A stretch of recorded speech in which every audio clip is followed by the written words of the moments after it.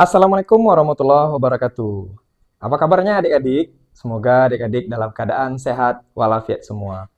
Hari ini ketemu lagi kita di channelnya Mr. Asradi. Hari ini kita akan belajar tentang ikatan kimia. Bagi adik-adik yang belum menonton video sebelumnya, yaitu tentang konfigurasi elektron, silahkan ditonton dulu videonya. Nanti setelah nonton konfigurasi elektron, baru lanjutkan ke materi ikatan kimia, gitu ya. Oke, sebelum kita mulai belajar hari ini, alangkah lebih baiknya kita berdoa dulu, berdoa menurut agama dan kepercayaan kita masing-masing, berdoa dimulai.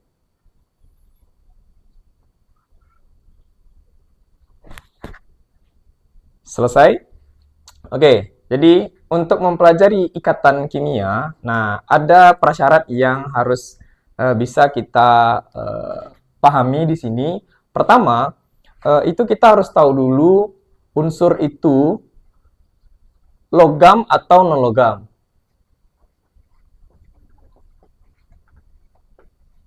Nah, dari mana kita bisa tahu unsur itu logam atau non-logam? Nah, kita bisa lihat dari konfigurasi elektronnya.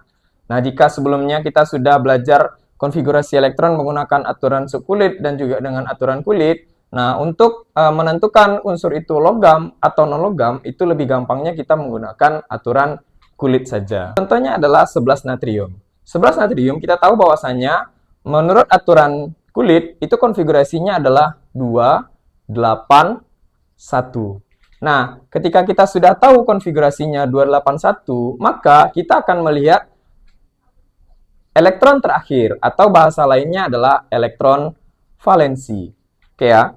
Nah, elektron valensi kita akan menyesuaikan dengan aturan bahwasanya elektron itu wajib dalam jumlah yang stabil. Nah, bagaimana aturan jumlah yang stabil? Kita sebelumnya sudah mempelajari bahwasanya aturan untuk kestabilan elektron itu menggunakan dua aturan. Yang pertama, itu aturan duplet atau dua elektron ya. Kemudian aturan berikutnya itu kaidah oktet. Kaidah oktet atau 8 elektron.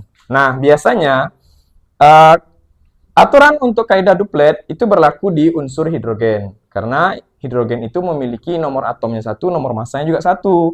Nah, maka hidrogen agar dia stabil, elektronnya 1, dia harus jadi 2, gitu ya. Nah, kemudian untuk kaidah oktet ini berlaku untuk unsur-unsur yang lainnya. Oke. Nah, bagaimana untuk bisa di 11 natrium, karena kita punya konfigurasinya 281, maka aturan yang akan kita gunakan adalah kaidah oktet. Bagaimana caranya biar dia stabil? Nah, sekarang logikanya seperti ini. Ini kan sudah 2, sudah mengikuti kaidah duplet. Ini sudah 8, sudah mengikuti kaidah oktet. Angka 1 berarti kan dia harus mengikuti kaidah oktet kan? Karena unsur selain dari hidrogen itu mengikuti kaidah oktet.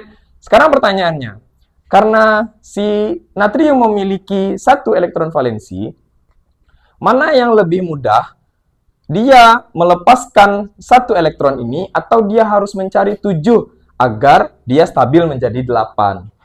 Diulang ya, mana yang lebih mudah dia melepas 1 elektron ini atau dia harus mencari 7? Kenapa cari 7? Supaya 1 tambah 7. 1 tambah 7 jadi berapa? Jadi 8. Mana yang lebih mudah? Melepas 1 atau mencari 7? Yang paling mudah adalah melepas 1 elektron. Karena melepas 1 elektron, maka konfigurasinya akan jadi 2, 8 dengan Na itu 11Na menjadi 11Na+. Artinya, dia melepas 1 elektron. Tanda plus itu menunjukkan bahwasanya dia melepas elektron. Berapa elektron yang dilepas? Jumlahnya sesuai dengan tandanya. Kalau dia 1 berarti 1 yang dilepas. Kalau dia 2 plus berarti 2 yang dilepas. Kalau dia nanti 3 plus berarti 3 yang dilepas. Mungkin adik-adik belum bisa terlalu paham ya. Kita coba contoh yang lain. 12 magnesium. Konfigurasinya gimana? 2, 8, 2. karena konfigurasinya 282, berarti elektron valensinya adalah 2. Dia harus jadi 8. Bagaimana caranya biar dia stabil dengan menggunakan kaidah oktet? Maka 12 Mg akan mengalami pelepasan 2 elektron. Berarti dia akan melepas 2 elektron, maka konfigurasinya akan jadi 2, 8. Artinya, 2 elektron yang di terakhir, elektron valensinya akan dilepaskan agar dia stabil menjadi 2, 8. Maka si Mg akan menjadi Mg plus 2. Gitu ya. Contoh yang lain adalah 4 berilium atau 4Be. 4Be berarti konfigurasinya adalah 2, 2.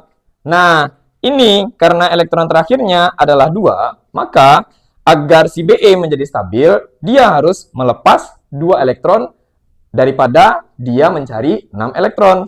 Kalau dia mencari 6, berarti jauh lebih banyak energi yang dibutuhkan, maka si Be bisa akan melepaskan 2 elektron. Maka 4Be akan jadi 4Be2+.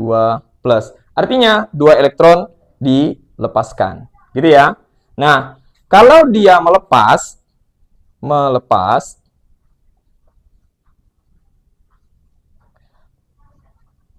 elektron atau tandanya adalah positif, maka unsur ini adalah unsur logam. Nah, kata kunci di situ. Kalau dia melepas, maka dia adalah unsur logam. Berarti, kalau nanti ada dia tandanya min, bahasanya nanti adalah menangkap. Menangkap berarti adalah unsur non-logam. Kita akan lihat bagaimana yang unsur non-logam. Kita lihat contohnya. Untuk unsur non-logam, itu kita bisa bikin dari 8 oksigen. Ini yang gampang nih ya. Untuk 8 oksigen, berarti konfigurasi elektronnya akan jadi 2 dan 6. Nah, elektron terakhirnya adalah 6.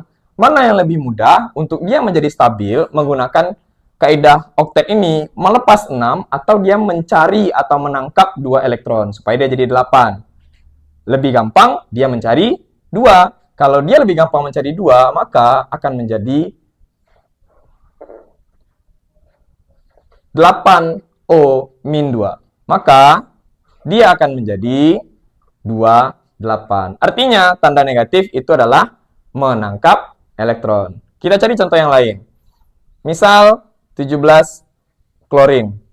17 klorin, gimana kita bikin konfigurasinya? Berarti 2, 8, 7. Gitu ya. 2, 8, 7. 2, 8, 7, elektron valensinya adalah 7. Kalau elektron valensinya 7, berarti bagaimana caranya agar dia stabil menjadi 8? Dia melepas 7kah atau mencari 1 elektron? Yang lebih gampang adalah mencari 1 elektron. Maka 17Cl akan jadi 17Cl- dengan 288. Stabillah dia, si unsur Cl-nya. Gitu ya. Maka kita punya kesimpulan, kalau dia menangkap, tandanya adalah negatif. Menangkap, tandanya adalah negatif. Maka unsurnya akan jadi unsur non-logam. Nah, untuk yang ini, kita akan coba contoh-contoh soal. Nah, di sini sudah ada 6 buah soal. Kita akan menentukan apakah setiap soal ini unsur logam atau unsur non-logam. Nah, bagaimana caranya? Caranya sama dengan yang sebelumnya. Oke, kita lihat 9F. Kita bikin konfigurasinya, berarti jadinya apa? 2, 7 ya, karena totalnya hanya 9. Maka, karena dia 7, agar dia stabil berarti dia melepas atau menangkap. Jawabannya adalah menangkap. Maka, karena dia menangkap 1 elektron, maka 9F itu akan jadi 9F-. Dengan konfigurasinya adalah 2, 8. Contoh berikutnya itu adalah 16S. 16S kita akan membuatkan dengan 2, 8, 6. 286 berarti elektron terakhirnya adalah 6. Dia membutuhkan atau melepaskan. Karena ini angkanya 6, berarti dia membutuhkan 2 elektron. Maka kita akan bisa membuatkan 16S min 2, nilainya adalah 2, 8, 8. Gitu ya.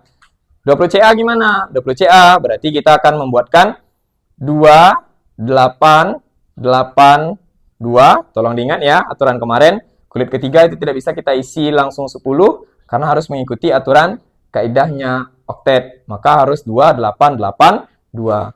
Elektron terakhirnya adalah 2. Kalau 2 berarti kita melepas, maka kita akan jadikan dia 20 Ca plus 2 dengan 2, 8, 8. Gitu ya adik-adik ya. Kemudian 13 Al. 13 Al kira-kira jadinya apa? 13 Al berarti kita bisa akan membuatkan 2, 8, 3. Nah, 3 ini melepas atau menangkap nih? Jawabannya adalah melepas. 13 Al, ini melepas ya. Melepas 3, maka akan jadi plus 3, maka akan jadi 2, 8. Karena dia akan kehilangan 3 elektron. Kemudian ini 7N, maka kita akan bisa membuatkan 2, 5. Gitu ya, karena nilainya 7. 5 ini agar dia gampang atau agar dia mudah untuk jadi 8, maka kita harus menangkap atau melepas. Ini harus menangkap. Maka jadinya adalah 7N min 3. Menangkap 3 elektron. Maka akan jadi 2, 8. Ingat ya, min itu menangkap, plus itu melepas. Artinya dia sudah kelebihan kalau plus. Plus itu artinya dia kelebihan. Kalau min berarti dia kekurangan. Kurang berapa gitu? Kurang 3 elektron untuk yang ini. Maka untuk yang soal terakhir 3Li silahkan kalian bikin di bawah. Terakhir untuk 3Li maka ini adalah 21. 21 berarti ini melepas 1 elektron. Maka 3Li itu akan jadi plus 1 dengan 2 saja. Paham ya adik-adik ya? Nah, untuk menguji pemahaman adik-adik, kalau memang adik-adik sudah paham, silakan adik kerjakan untuk 2 soal ini, nomor 7 dan nomor 8, ada 15 fosfor dengan 35 brom atau 35 bromium. Maka, bagaimana bentuk konfigurasinya, kemudian apakah dia unsurnya logam atau non-logam, gitu ya. Silakan nanti adik-adik tuliskan di kolom komentar. Nah, kita lihat dulu dari soal nomor 1, 2, 3, 4, 5, dan 6. Karena ini tadi min, maka soal nomor 1 akan menjadi unsur non-logam. Oke ya. Kemudian, karena ini juga min, berarti ini adalah unsur non-logam. Ini plus 20 Ca, plus 2, maka ini akan jadi unsur logam. Untuk 13 Al, karena dia plus 3, maka akan jadi unsur logam. Kemudian ini negatif 3, negatif berarti unsur non-logam.